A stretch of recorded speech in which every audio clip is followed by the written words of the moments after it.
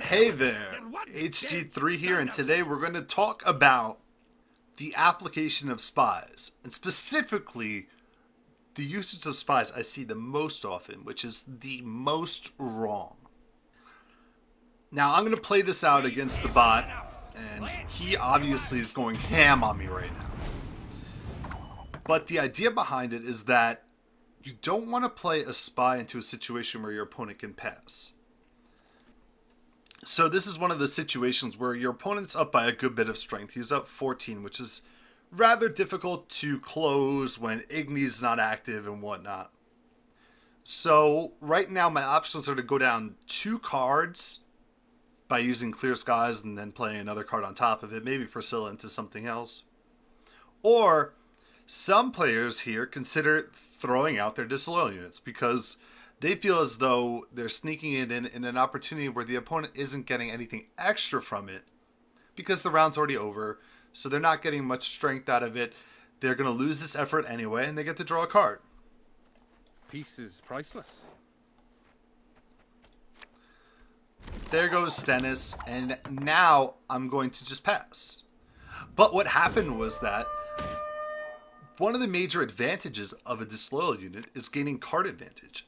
And when you play a disloyal unit, it doesn't necessarily give you an extra card over the opponent. In that instance, I played it when we each had 9 cards. But now we're still even on cards going to the next round. Why is that? Well, it's because what it actually does when you play a disloyal unit that's drawing you a card is keep you at the same number. So you gain your card advantage through your opponent playing an additional card.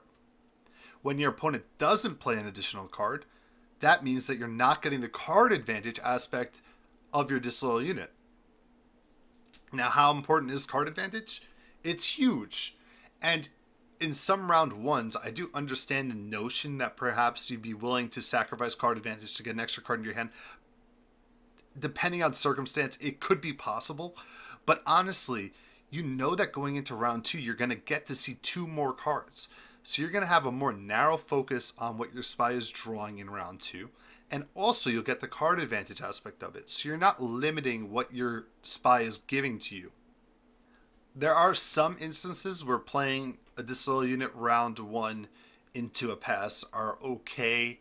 Perhaps if you're Skellige and you're just trying to get through your cards to set up the ideal round 2, then maybe it's okay. But you really don't want to play these units into passes in general. Because if you're not generating card advantage and you're putting your disloyal units into your opponent's graveyard, you're just giving them an opportunity to have more card advantage moving forward. And with a round in hand, they can use that really favorably in round 2 and then round 3 as well to just be able to use and execute all their answers later on in the game. Now the same sort of situation can arise with Ciri, but it's not nearly as dire because you know that using Ciri in a losing effort is the only way you're going to get full value from her. So I can throw her down on the board here, and it really is going to mean little to nothing. Maybe it puts me within range of winning the round if I was super desperate and it was a must-win situation. But here in this instance, it just beckons a pass from my opponent, which happens to be the bot.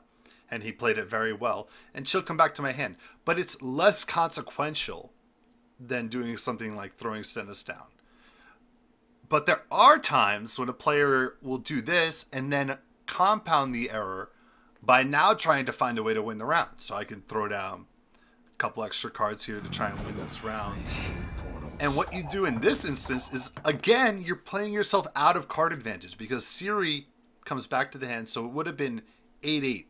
Which isn't necessarily an advantage, but it's a better situation than what it's going to end up being for me to win this round. You can see I play a couple extra cards and wow, I win the round.